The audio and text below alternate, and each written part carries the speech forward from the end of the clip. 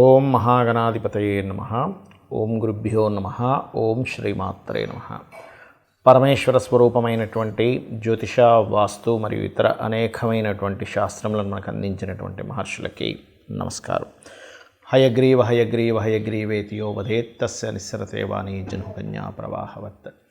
అరుణాం కరుణాతరంగితాక్షీం ధృతపాశాంకుశపుష్పబాణచాపాం అనిమాదిభిరావృతాం మయూకైః అహమిత్యేవ విభావయే భవానీం. శ్రీమాత్రే నమః. ప్రేక్షకులకి ఆ లలితాంబిక అమ్మవారి యొక్క అనుగ్రహం పరిపూర్ణంగా కలగాలని మనస్ఫూర్తి కోరుకుంటూ మనం డిసెంబర్ మాసంలో అసలు గ్రహస్థితి ఏ విధంగా ఉంది అని చెప్పి చూసుకున్నట్లయితే ఈ మాసంలో 3 గ్రహాలు వక్రించి ఉంటాయి. అందులో ప్రధానంగా గురువు వృషభ రాశిలో వక్రించి ఉంటున్నాడు, కుజుడు కర్కాటక రాశిలో వక్రించి ఉంటున్నాడు. అదేవిధంగా శని కనుక చూసుకున్నట్లయితే వక్ర త్యాగం అయిపోయింది ఆల్రెడీ శనిది.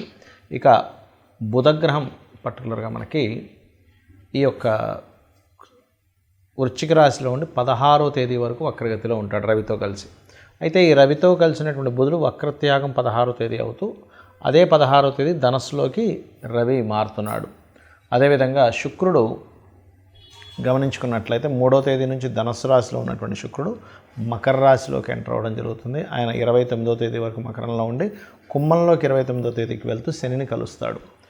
అదేవిధంగా మీనంలో రాహువు, కన్యారాశిలో కేతు యొక్క సంచారం జరుగుతుంది. ఇక ఈ యొక్క గ్రహస్థితిని అనుసరించి ద్వాదశ లగ్నాల వారికి మరియు ద్వాదశ రాశుల వారికి లగ్నం తెలిసిన వారు లగ్నం నుంచి చూసుకోవచ్చు, లేదా లగ్నం తెలియని వారు రాశి నుంచి చూసుకోవచ్చు. ఎటువంటి ఫలితాలు జరగనున్నాయి, ఏ విషయాల పట్ల మీరు జాగ్రత్తగా ఉండాలి అనేటువంటి విషయాలు చెప్తుంది. నేనైనప్పటికీ కూడా చెప్పిస్తుంది సాక్షాత్ లలిత అమ్మవారిగా భావిస్తూ ఒక్కొక్క లగ్నము రాశి గురించి తెలుసుకుందాం. కర్కాటక లగ్నము, కర్కాటక రాశి. కర్కాటకం వారికి కనుక చూసుకున్నట్లయితే ప్రధానంగా మీకు ఈ యొక్క నెలలో 16వ తేదీ నుంచి మీ యొక్క ధనాధిపతి అయినటువంటి రవి ధనుస్సు రాశిలోకి వెళ్తున్నాడు. దీనివల్ల మీరు ప్రయత్నం చేసేటువంటి లోన్స్ కోసం చేసే ప్రయత్నం ఫలిస్తుంది. అదేవిధంగా గవర్నమెంట్ జాబ్స్ కోసం చేసే ప్రయత్నాలు కూడా 6వ స్థానంలో రవి అనేటువంటిది ఇస్తుంది. అయితే మీ యొక్క లగ్నాధిపతి మీకు 7, 8 తేదీలు అష్టమంలో సంచరిస్తున్నాడు కాబట్టి జల ప్రదేశాలకు వెళ్ళినప్పుడు కాస్త జాగ్రత్తగా ఉండండి. 9, 10 తేదీలు లాంగ్ జర్నీస్ అంటే ఎక్కడైనా వేరే దేశాలకు వెళ్ళి చదువుకుందాం అనే ప్రయత్నం మాత్రం ఫలిస్తుంది. కాకపోతే లాంగ్ జర్నీ చేసేటప్పుడు కొన్ని మనం వస్తువులు మర్చిపోతూ ఉంటాం. అటువంటి విషయాల్లో అనేది కాస్త జాగ్రత్తగా ఉండాలి. ఏదేమైనప్పటికీ కూడా 9వ తేదీ నుంచి 10వ తేదీ 7 నుంచి 10వ తేదీ వరకు మాత్రం కాస్త జల ప్రదేశాలు వెళ్ళినప్పుడు పర్టికులర్గా జాగ్రత్తగా ఉంటూ 7, 8 తేదీలు మరింత జాగ్రత్తగా ఉండాలి. అలాగే మరొక విషయం ఏంటంటే ఇక్కడ ఈ యొక్క కుజుడు మీకు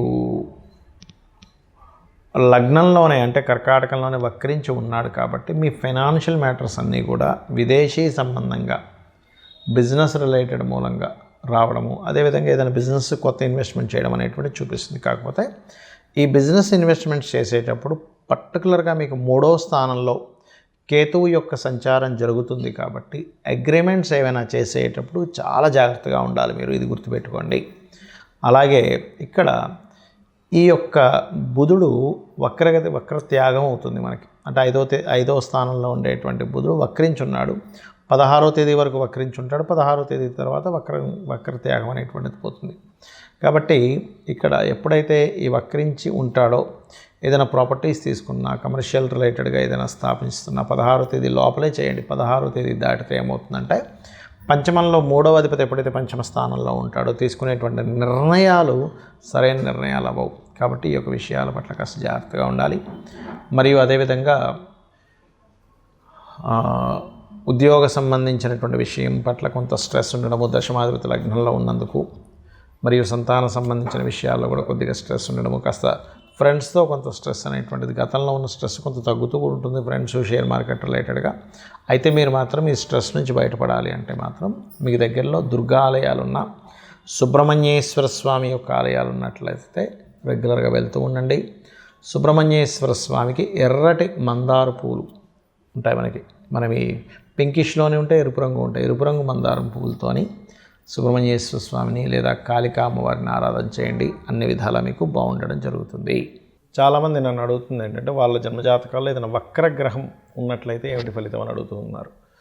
ఇది నాడీ ఆస్ట్రాలజీలో మనకు చూడండి, చాలామంది జాతకాల్లో ఈ పలానా గ్రహం వక్రించిందండి, ఈ పలానా గ్రహం అంటే శని కావచ్చు, గురువు కావచ్చు, వీళ్ళు వక్రించారని చెప్తుంటారు. అయితే ఇక్కడ ఏంటంటే ఫస్ట్ ఆఫ్ ఆల్ మనం అర్థం చేసుకోవాల్సింది, రాహువు కేతువు ఈ రెండు ఎప్పుడు వక్రగతిలోనే ఉంటాయి, అంటే వెనక్కి తిరుగుతూ ఉంటాయి. బికాజ్ ఆఫ్ అది కాలం అయిపోతుంది. రాహు అంటే కాలము అయిపోయినటువంటిది కాబట్టి కాలానికి కారకుడైనటువంటి రాహు వెనక్కి వెళ్ళిపోతుంది కాలము అనేటువంటి సంకేతంతో. అయితే మిగతా గ్రహాలు ఏవి అంటే రవిచంద్రులు అయితే అసలు వక్రించరు ఎప్పుడు కూడా, ఎందుకంటే సమయం వెనక్కి రాదు. కాబట్టి ఈ రవిచంద్రుల ద్వారానే మనం సమయాన్ని తెలుసుకుంటూ ఉంటాం. ఇవాళ ఈ తిది, ఈ నక్షత్రము, ఇంత సమయం గడిచింది. రవి నడినెత్తున వస్తే మనకి మధ్యాహ్నం అయిందని, సాయంత్రం అయితే అటు వెస్ట్ వైపు సూర్యుడు కనిపిస్తే సాయంత్రం అవుతుందని మనం తెలుసుకుంటూ ఉంటాం. తిథులను బట్టి చంద్రుడు ఉండేటువంటి ఇది. కాబట్టి అది ఎప్పుడు వక్రించమంటే కాలం వెనక్కి తిరిగి రాదు కాబట్టి అవి వక్రించవు ఎప్పుడు కూడా.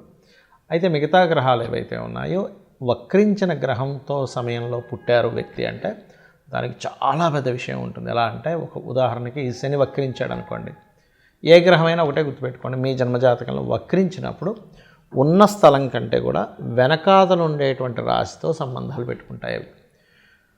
అంటే ఒక్కొక్కసారి ఆ వక్రించడం వల్ల మంచి జరుగుతుంది, ఒక్కొక్కసారి ఇబ్బంది ఉంటుంది. ఎలా అంటే ఉదాహరణకి మేషరాశిలో శని, మేషరాశి కాకుండా మేషరాశి తర్వాత అయినటువంటి రాశిలో శని భగవానుడు వక్రించాడు, అంటే వృషభంలో శని వక్రించాడు. వక్రించడం వల్ల అనవసరంగా నీచ ఫలితాలు పొందుతాడు. అదే మేషరాశిలో శని వక్రించాడు అనుకోండి, అప్పుడు నీచత్వం కోల్పోతాడు.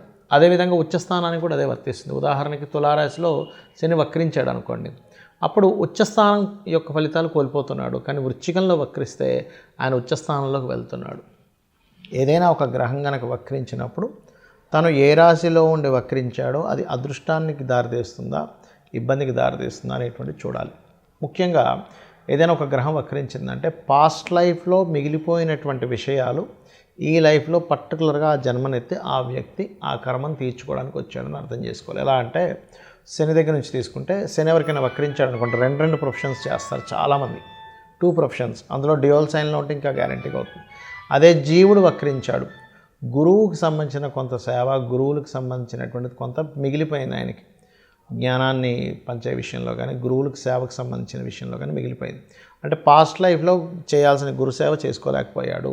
శని వక్రించాడు అనుకోండి, పాస్ట్ లైఫ్లో చేయాల్సిన వర్క్ ఇప్పుడు చూడండి, ఇవాళ రేపు మనం చూస్తూ ఉంటాం, ఎవరైనా సరే జాబ్ సంబంధించిన విషయంలో జాబ్కి వెళ్తారు కానీ అక్కడ సరిగ్గా పనిచేయరు, నెల జీతం మాత్రం తీసుకుంటుంటారు. అది పెండింగ్ ఉండిపోయాడు ఆ వ్యక్తి పాస్ట్ లైఫ్లో. అందుకని ఈ జన్మలో ఎక్కడైతే జాబ్ జాయిన్ అవుతాడో అక్కడ రెండు పనులు చేయాల్సి రావడం, ఇట్లాంటివన్నీ వస్తూ ఉంటాయి. But it's depend on a రాశిలో ఏముందనేటువంటిది. అయితే ఈ వక్రగతి ఉన్నప్పుడు మనం అమ్మో ఏమవుతుందని భయపడాల్సింది లేదు. అక్కడ అసలు అది ఏ యోగాన్ని ఇస్తుంది, ఒక్కోసారి అద్భుతమైన యోగాన్ని ఇస్తుంది, ఒక్కోసారి ఇబ్బందిని ఇస్తుంది. బట్ అది చూసుకోవాలి. అదేవిధంగా శుక్రుడు వక్రించాడు, ఎక్కడుండి వక్రించాడు, సప్తమంలో ఉండి వక్రిస్తే ఏమవుతుందంటే జీవిత భాగస్వామి, వివాహ సంబంధాలు ఇదిగో దగ్గర దాకా వచ్చి వెనక్కి వెళ్తూ ఉంటాయి. అది కంఫర్ట్స్ కావచ్చు, వాహనాలు కావచ్చు, వివాహ సంబంధించిన విషయాలు కావచ్చు, ధన సంబంధించిన విషయాలు కావచ్చు. 3లో ఉండి వక్రించాడు అనుకోండి, 2లోకి వస్తున్నాడు అంటే ఏమిటి, మీడియేటింగ్ ద్వారా డబ్బులు వస్తాయి. అది ఏ భావనలో ఉండి వక్రించాడో చూసుకోవాలి. ఒకవేళ బుధుడు వక్రగతిలో మనిషి జన్మించాడు అనుకోండి, మీరు ప్యూర్లీ మీ యొక్క నాలెడ్జ్ని షేర్ చేయడం కోసం పుట్టారు, గుర్తుపెట్టుకోండి. అలా షేర్ చేస్తేనే ఈ జన్మ మీకు కంప్లీట్ అవుతుంది. అలా ఒక్కొక్క గ్రహము వక్రించినప్పుడు ఒక్కొక్క ఇది ఉంటుంది. కుజుడు వక్రించాడు, కుజుడు అంటే దేనికి కారకుడు, భూములకు కారకుడు. అది వక్రించినప్పుడు ఒక మంచి ప్లానెట్తో వెళ్ళి కనెక్ట్ అయితే భూముల ద్వారా లాభాలు ఉంటాయి. వక్రించినప్పుడు ఆ 159 యాక్సెస్లో ఇంకొక పాపగ్రహంతో కనెక్ట్ అయితే రావాల్సిన భూమి కాస్త పోయి ఇబ్బంది పడతాడని అర్థం.